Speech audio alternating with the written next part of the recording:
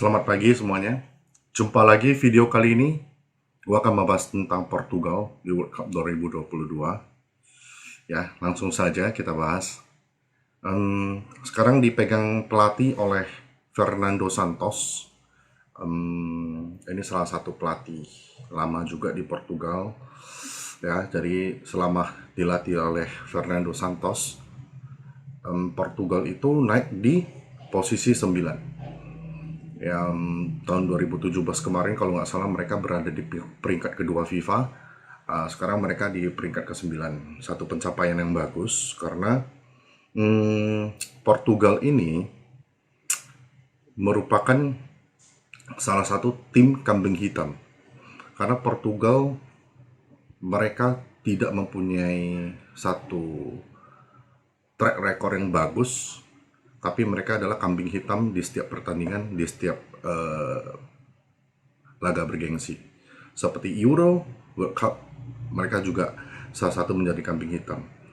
Bisa kita lihat World Cup di 2018 mereka sampai di babak penyisihan 16 besar, kalah dengan Uruguay 2-1. Kemudian di 2014 mereka hanya berada di terhenti lajunya itu sampai di fase grup karena pada saat itu 2014 mereka masih kurang bagus, dan kemudian di 2016 mereka juara Euro. Nah, si Portugal ini kenapa gue bilang kambing hitam, mereka itu diibaratkan seperti meriam tua. Kenapa meriam tua? Karena mereka itu kalau dipakai meriam itu akan menghancurkan suatu wilayah. Seperti juga dengan Portugal. Apabila mereka mengerahkan semua kekuatan mereka, skill mereka, bahkan Inggris saja bisa dihancurkan. Ya. Dan Prancis juga ke arah dengan mereka di final Piala Euro. Nah, menurut aku, julukan untuk Portugal ini adalah si meriam tua. Jadi kalau mereka nggak bagus sekali bagus, mereka seperti meriam yang dikambing hitamkan. Jadi kurang lebih seperti itu perspektif dari saya, ya. Portugal itu bisa kita memprediksi squad mereka di World Cup 2022. Ini versi saya sendiri yang setelah saya kaji ulang. Kita mulai aja langsung dari kiper itu. Kita akan menaruh si Rui Patricio. Rui Patricio ini baru dibeli dari Roma, umurnya masih udah 34 ya, tapi si Rui Patricio ini di masanya itu dia lumayan hebat.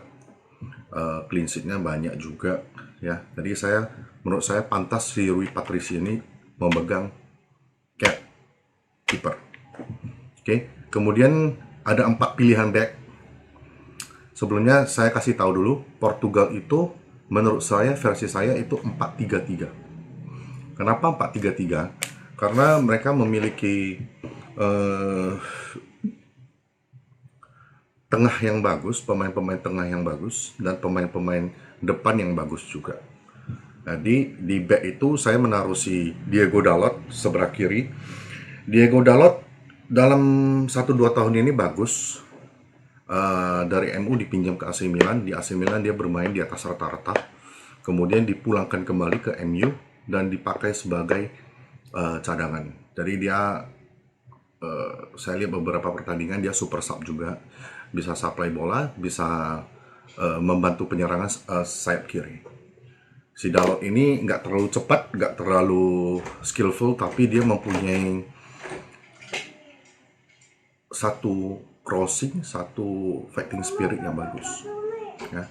Di sebelah kanan saya akan menaruh si Joao Cancelo. Joao Cancelo ini sempat bermain di Juventus, cuma di Juventus dia masih belum menemukan jati dirinya. Si bocah ini gimana ya? Kalau menurut saya itu sebenarnya dia skillful banget, drivingful banget. Tapi di Juventus itu dia nggak menampakkan jati dirinya di sana. Jadi si bocah kecil ini dibeli oleh MCT dan di sana dia baru menampakkan skillfulnya di MCT. Jadi dia udah menemukan tempat di MCT, di inti juga. Jadi menurut aku Joao Cancelo cocok di right back. Dia membantu serangan itu, sering membantu serangan. Dia turunnya pun cepat.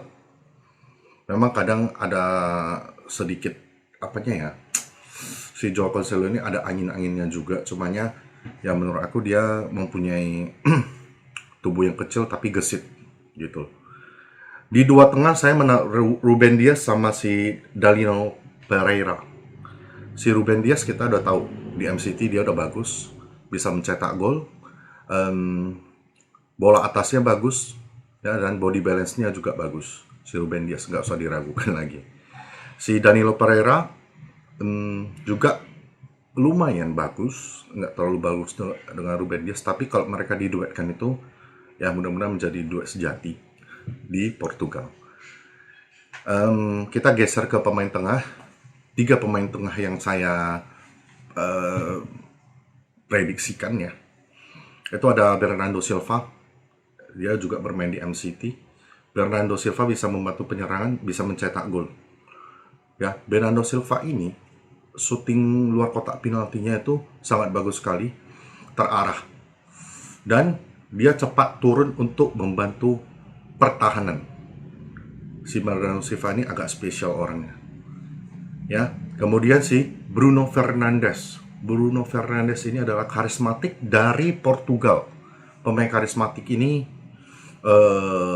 bagus di bola-bola mati, di free kick, di penalti 90% pasti gol kalau diambil oleh Bruno Fernandes. Bruno ini dia ada penyalur lubang, dia nggak terlalu banyak membantu pertahanan, cuman kalau dia udah pegang bola, aliran bolanya itu selalu positif. Kenapa gue bilang positif? Dia bisa membuka peluang kepada striker-striker di depannya, ya. Setidaknya tuh kesempatan untuk mencetak golnya itu 70-80% Bruno Fernandes. Jadi Bruno ini salah satu kunci dari Portugal dan salah satu kunci juga pada saat membela MU. Ya. Satu lagi adalah Ruben Neves, dia bermain di Wolverhampton. Ruben Neves ini saya udah lihat dari tahun 2017-2018. Saya udah ikuti perkembangannya. Dari Ruben Neves ini menurut aku pemain yang serba bisa membantu penyerangan, bisa cetak gol, dia juga bisa membantu pertahanan juga kadang kala. Ruben Neves ini salah satu pemain kunci dari Wolverhampton. Jadi pemain ini bisa membackup si Bruno Fernandes, si Bernardo Silva juga bisa membackup si Bruno Fernandes dikala Bruno Fernandes di depan dan tidak sempat mundur ke belakang. Jadi dua midfield ini, Ruben sama si Bernardo Silva, bisa membantu si Bruno Fernandes. Jadi menurut aku cocok ketiga pemain tengah ini. Ya, kita geser ke pemain depan. Pemain depan ini sebenarnya pemain depan Portugal ini ada beberapa yang bagus, cuma saya ambil 3 karena menurut aku mereka lebih cocok untuk di depan karena mereka bisa membantu sayap dan crossing. Yang saya pilih itu Joao Felix, pemain muda yang dibeli dari ATM dengan harga fantastik. Ya, tapi sekarang namanya sih nggak terlalu bermunculan. Tapi menurut aku permainannya masih bagus, masih bisa diandalkan. Karena kita ngomongnya bocah cerdik lah ya, si Joao Felix ini. Gaya permainannya tuh hampir seperti Kakak. Bisa cut inside, dia bisa cut inside, bisa mencetak gol, bisa membantu crossing, bisa membantu passing juga. Jadi dia pemain yang cepat, dari kanan bisa ke tengah, dari tengah bisa balik lagi dia ke kanan untuk membantu merebut bola. Jadi pemain ini nggak dia nggak bermalas-malasan, dia terus mencari bola untuk mensuplai bola ke depan. Itu nilai plus dari Joao Felix, saya lebih suka untuk menaruh si Joao Felix. Kemudian di sebelah kirinya, gue menaruh Rafael Leao. Rafael Leao ini 2 tahun terakhir bermain di AC Milan sudah ada perkembangan. Ya, Dulu pertama kali di AC Milan, dia masih kagok lah ya. Untuk gaya permainannya masih kagok, bola masih sering lepas. Jadi setelah dia berkembang bermain di AC Milan dan dapat menit bermain banyak di AC Milan, sehingga dia sekarang menjadi pemain inti AC Milan. Ya, menurut aku dia pantas bermain di sebelah kiri. Dia bisa mencapai bola, bisa kalau mencetak gol udah pastilah ya. Karena pemain ini enggak enggak terlalu lebay, nggak terlalu heboh. Ada bola, skillful dikit, dribbling, passing, dapat bola, shooting. Dia juga mempunyai skill melewati orang itu bagus ya kalau menurut aku. Tadi dia bisa memegang bola juga dan shooting, itu yang bagus dari Leo. Jadi perkembangan untuk anak muda ini, Leo, pantas diapresiasi dan kita taruh di sebelah kiri bagian depan. Ya, di tengah, pemain depan tengah ini gue jatuh cinta pada si Diogo Jota. Si Jota ini dibeli oleh Liverpool. Itu sudah menampakkan jati dirinya dan mencetak gol. Dia di Liverpool kalau dibandingkan dia pasti cetak gol. Tapi pemain ini sering cedera. Sayangnya cederanya kadang bisa sampai 2 minggu, 3 minggu. Padahal pemain ini bagus, cocok untuk menyambut umpan crossing, menyambut umpan passing yang sederhana, dan dia bisa mencetak gol dalam beberapa kondisi. Tapi sayangnya dalam bola atas dia kurang karena pemain ini di bawah rata-rata tingginya. Ya, tadi Diogo Jota pantas untuk di depan menurut saya karena 3 penyerang ini kiri dan kanan mempunyai skillful dribbling juga dan gesit. Dan mereka tidak malas. Lepas bola, kejar, dapat passing. Passing, simple pass. Apalagi Leo itu simple passnya bagus. Dia di AC Milan saya melihat beberapa pertandingannya. Joao Felix crossingnya bagus. Tadi bagus untuk Jota. Mungkin dari bola atas masih kurang, bisa dibantu oleh Bruno Fernandes juga. Jadi itu squad yang pilihan dari saya. Mudah-mudahan Portugal ini bisa melaju ke perempat final. Oke.